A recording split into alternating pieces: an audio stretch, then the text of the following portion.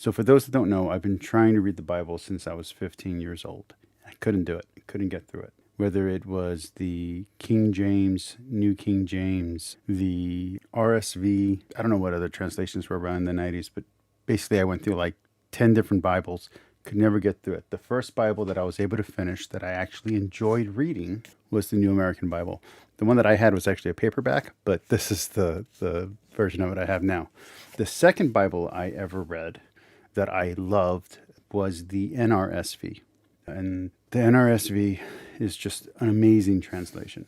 So you go NAB, NRSV, you can't go wrong. They're good reads. But the RSV, the King James Bible, and the New King James are terrible translations that I don't like in any kind of way. Like I said, I tried to read about 5 different Bibles before I got to the NABRE, and the NABRE is probably my third favorite translation. My top favorite is the CTS Bible, which is a translation of translation might be the wrong word, but it's a reworking of the New Jerusalem Bible. My third favorite study Bible. It's not my number one, but I love this one. I think this one's great. It has great information, great knowledge, and yeah, I mean, I absolutely love this study Bible. I love the material in it. I love the references it has. You can definitely go in basically all the scholarly research that you want. You can use this Bible as a resource to look up different scholarly essays and different source books. This has everything. So this is really good for a beginner. If you're a Catholic and you don't know anything, this is the study Bible for you. For those that don't know, this is the 3rd edition. There is nothing in this study Bible that any of the Protestant study Bibles that I'm about to present to you in a little bit have in common or agree upon, except for maybe that God exists. That's pretty much it. There's really not a lot of common ground there between what's presented in this and presented in Protestant study Bibles. On the other hand, what's presented in secular and academic study Bibles and what's presented in this one does match up. It matches up very well. Let's continue. At the end of this video, I'm going to recommend 3 Bibles. I'm going to rank to you the 3 worst study Bibles that I think everyone should avoid no matter what. And I'm going to give you the 3 best study Bibles that I think everybody should buy no matter what. The original translation, which is owned by the USCCB. Just FYI, that's the Catholic Bishops of America. That's their conference. So these are notes that are sanctioned by the Conference of Bishops. That doesn't mean that they're approved for the church or anything like that. That just means that they're good notes and they're in line with the scholarly consensus, at least at the time of the translation. And it's not one-sided. They acknowledge other opinions as well. So, FYI, the Catholic Church doesn't have a bunch of positions on every single verse of the Bible. That's not how the Catholic Church works. If you want a traditional view study Bible, can I recommend an ancient faith study Bible? Either the Orthodox study Bible, which is amazing, or the ancient, I think it's ancient faith or ancient church father study Bible. They do, though, take the time to explain other opinions and other interpretations. And there's a difference between their commentary and their notes. So there's actually Catholic commentary that will give you a more pastoral or more traditional view. And then they have the actual study material underneath, which is going to be the scholarly notes. So you have the scholarly notes, you have the study material, and then you have the Bible translation notes. So you have all 3. So you're already getting 3 different viewpoints if you want to look at it that way. Also, multiple scholars worked on that Bible, so you're not even just getting 3 points of view, you're getting more if you include every different person that contributed. Let me show you guys real quick. All right, so you have this section here, which is a reading guide. This is the commentary. This is the part that will present the traditional view, and it'll present a more pastoral type presentation of that information. Not completely pastoral. There's another Bible that I have that I recommend. It's another study Bible that I'm going to recommend. Then you're going to have the study notes and extra study material. So the study notes are going to go underneath the text, okay? And it has little panels of information, just like any study Bible you've ever seen. But it's going to have all these little notes, okay? And then it's going to have, what's even better, references. So you can go and look things up for yourself to see if what they're saying is true or not true. But beyond that, it also is going to have the notes that are included in the translation. So with this copy of the translation, when you get the Bible that's copyrighted to the USCCB, you also get the notes that come with it, which are right there, that little section underneath. Those are 3 different points of view already. One is a study guide / pro-Catholic understanding. One is the scholarly notes, which is going to be included with the Oxford. So you got a Catholic point of view, you're getting a scholarly point of view from experts and scholars that Oxford prefers, because this is an Oxford study Bible. And then you're getting the notes included with the translation, which the USCCB owns. Again, no Protestants are going to agree with what's in the Catholic study Bible. You want to know what Protestants believe? Can I recommend, wait, where are you? Can I recommend the ESV? It's very heavily Calvinistic, but you want to know what they believe, what Protestants actually believe? This one.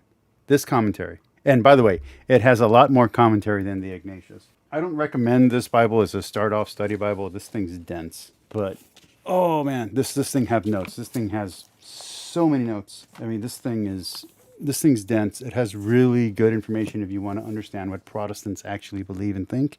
If you're a Protestant, you want to know what your Reformer brethren before you believed, get this one. And it has active arguments against the Catholic position as well, which is interesting. Again, you want the tradition view, get an ancient faith study Bible. I'm not sure if there's a Catholic one out there, but there is an Orthodox one. There is a Protestant one. It's their commentary underneath the passage that they're talking about. The Church Fathers' actual commentary. Scholarship is still going on today, and scholarship has advanced a lot. I know because I have multiple editions of study Bibles, and each edition has different material, and opinions on certain things change just between the different editions. Got it. I've read it. It's not good. Scott Hahn is great, by the way. Scott Hahn is one of the people involved in this. Scott Hahn has a great Bible dictionary that I really like. He's a great apologist, and he's a great advocate for the Catholic Church. But his material, while interesting, he's not the magisterium, and he's not the Pope. He's not a lay Pope. He's just some dude who had an opinion and who's really good at arguing, and he's good at apologetics, but that doesn't mean anything. Yeah. And don't get me wrong, if you want to get a specific flavor of Catholicism, you could read this, but that's just one flavor. It's not the only flavor, and it's definitely not the official stance of the Catholic Church. There's almost nothing in here that's the official stance of the Catholic Church. There's a lot in here that's the official stance of Scott Hahn. Great. Go read the John MacArthur Bible and go find out the official stance of John MacArthur. I'm happy for you. Not the official stance of the Catholic Church. Not the official stance of the Catholic Church. Because the Church doesn't have too many official stances on the Bible. You want dogma? Go get some dogma. Go find a dogmatic book. I think is the 3rd worst translation of the Bible that's out there. The worst is the King James translation. The 2nd worst is the New King James translation. The 3rd worst is the RSV. It's trash. You actually want to read a Bible that scholars actually like. It's the translation of the Bible that scholars actually like. It's the NRSV. Currently the NRSV UE, which I'm not as fond of as the NRSV. But hey, okay. Let's continue on with what we're doing here in our video. So let me give you the worst study Bibles. These are the absolute bottom of the barrel. Avoid at all costs. This will mislead you. It will lie to you. It will give you just apologetics. And I'll show you where the Ignatius Study Bible ranks with those. So the absolute worst, the least, as my friend B.S. Lewis likes to call it, the non-inspired version. This is the worst study Bible of all time. I have not seen a worse study Bible than this. This is trash. This is complete trash. This is bad. This will mislead you. This is not good. There are atheists and skeptic commentaries with better thought than what's in here. This is not a good study Bible. This is not a good translation of a Bible. I don't recommend this at all. The notes seem very plain and innocent, but it's an over-literalist understanding and over-literalist read of the Bible, which takes out any nuance. And if you've ever read the Church Fathers, it's going to pretty much defy what the Church Fathers say or teach. The next worst study Bible is this one, the CSB, which is funny because the CSB also has Holloman has one of the best study Bibles, which is the Ancient Faith Study Bible. That being said, skip this one. You're not going to learn any truth here. You'll learn apologetics, learn how to lie to people and convince yourself of a lie. The next worst study Bible is the King James Study Bible from Nielsen. Nielsen has some great study Bibles, has some terrible study Bibles. This one's not terrible because it doesn't have good material. It has a ton of good material. The problem is the information that they're sharing is from a Protestant and literalist point of view. It's from an evangelical point of view. This is American evangelicalism in a book. It's not recommended unless you want to learn what evangelicals believe. This is not even going to get you a good picture of what Protestants believe. This is mostly American evangelical beliefs. Okay, and then my number four. So if we're going in order, the worst is the NIV, the second worst is the CSB Study Bible, and the third worst is the NKJV Study Bible. The fourth worst study Bible of all time is, well, fourth place is a tie between two different study Bibles because they're bad in different ways and they're good in different ways. These two are my fourth worst study Bible. This one has teachings that tie into what's in the catechism. The problem is they're not detailed, and the catechism itself is just a guidebook. It's just a book for bishops to reference when they're answering questions. So this is referencing notes to a guidebook. This has almost nothing useful in it. That's the problem with it. It's useless. It's not that it doesn't have information. It has good information. It's just useless information. This one is biased, propagandistic, completely saturated with apologetics. It has been poisoned with apologetics. And apologetics isn't truth. Apologetics is rhetoric and propaganda designed to convert you into Catholicism or whatever Christianity they want you to. And now apologetics can be for anything. So you can have apologetics for atheism. This is an apologetical book. And apologetics is supposed to be a defense of the faith. This is not a defense of the faith. This is a defense of, I would say, ideological thinking. Now, wait. I don't want you to leave this video thinking everything's all bad. So I want to give you the best study Bibles.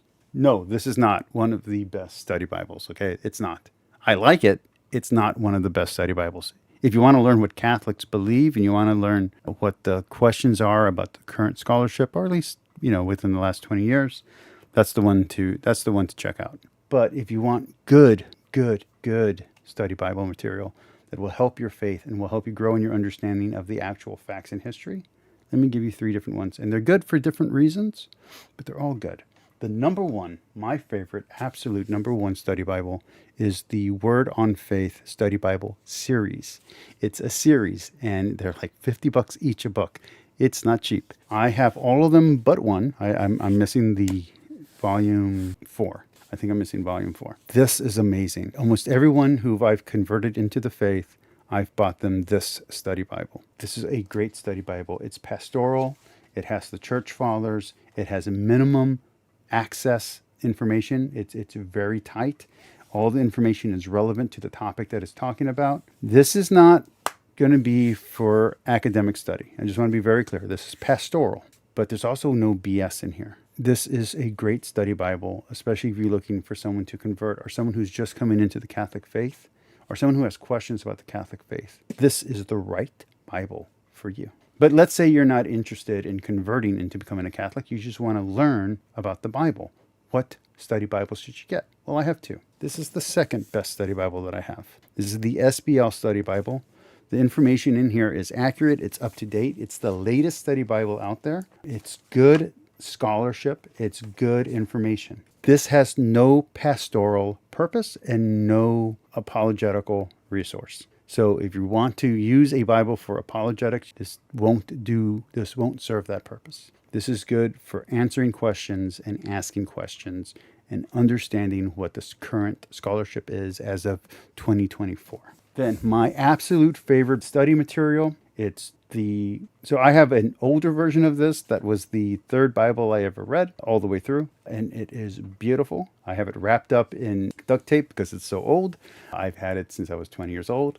This is a later edition. This is the 5th Ecumenical Annotated Bible. The notes in here are amazing. As you can see, I go back through it all the time. I mark it all the time. I use this when I'm teaching. I use this when I'm talking. I use this when I'm debating. This is what I go to. This is my go-to tool.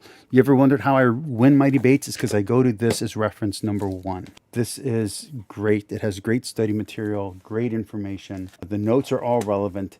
It does not have a ton of biblical commentary. Okay, this is not a pastoral Bible. It's just not. It has different opinions and it has different sides and different opinions. It has a lot of good references, and you can use this as your basis to go to different resources. So this is my #1 favorite study Bible. It has my favorite translation. It also has the ecumenical edition of the translation. So you're not just getting the Protestant Bible, you're not just getting the Catholic Bible, you're also getting what Greek Orthodox would read. So this is great. This has the most Bible of any Bible. It has the most study material of any Bible. This is #1. This is the book I recommend. Again, this is more for someone who wants to get into scholarship without being a scholar. So if you don't have a degree in divinity or some kind of seminary experience, but you want to learn what's actually going on in scholarship and what's actually the question at hand, this is the one for you. Okay, that's it for this video. You all have a great day. That guy's video really upset me, but there you go. I love you all. And if you want to become Catholic, I really recommend you come check out either the Catholic Study Bible or the Word on Fire Study Bible or this one. I think all three of those Bibles are perfect if you want to become a Catholic. You want to become a Catholic, Word on Fire, #1 to convert in. And #2, if you want to learn information, is the Catholic Study Bible from Oxford Press. And #3 is the New Oxford Annotated 5th edition NRSV with the Apocrypha. And I do believe a new version coming out with the NRSV is coming. When it comes out, I will buy it. I'm a big fan of this series. It hasn't let me down yet. I have multiple volumes and I have multiple versions of this. But yeah, for anyone trying to convert in though, the #1 study Bible, the #1 Bible I recommend everyone get is the Word on Fire Study Bible. Right now it's in 4 volumes. It's about $50 a book. It's a very easy read. It's a very beautiful read, but it is expensive and it is in multi-volumes. Peace, like, and subscribe. Talk to you all later. Have a great one.